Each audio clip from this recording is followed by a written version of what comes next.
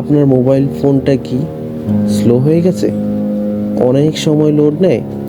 আজকের ভিডিওতে দেখাবো কিভাবে মাত্র 1 মিনিটে আপনার মোবাইলকে আগের মতো ফাস্ট করে তুলবেন, একদম ফ্রিতে ও সহজভাবে। আসসালামু আলাইকুম রহমতুল্লাহ, আমি মিরাজ, দেখছেন সেবা বাংলা।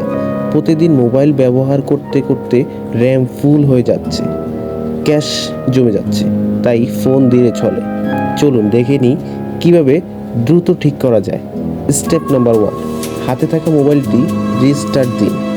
প্রথমেই আপনার ফোনটাকে একবার রিস্টার্ট দিন।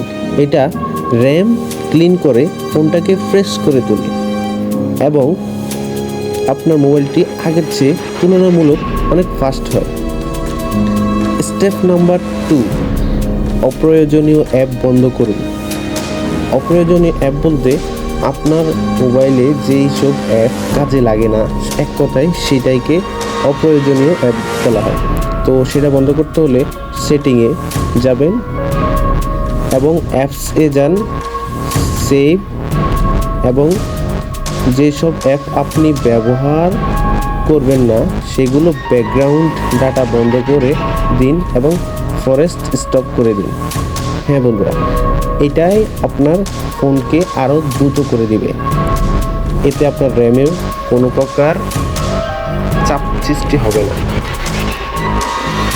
তো স্টেপ নাম্বার 3, ক্যাশ ক্লিয়ার করুন। সেটিংয়ে যান,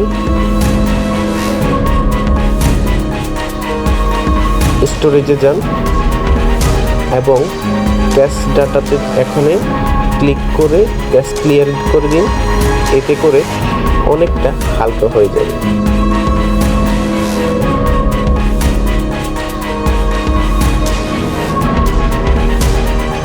স্টেপ নাম্বার 4, একটি লাইট ক্লিনার অ্যাপ ব্যবহার করুন, যেমন file by Google. Play Store থেকে ফাইল বাই গুগল অ্যাপটি ডাউনলোড করে জ্যাঙ্ক ফাইল ক্লিয়ার করতে পারেন। এটা একদম নিরাপদ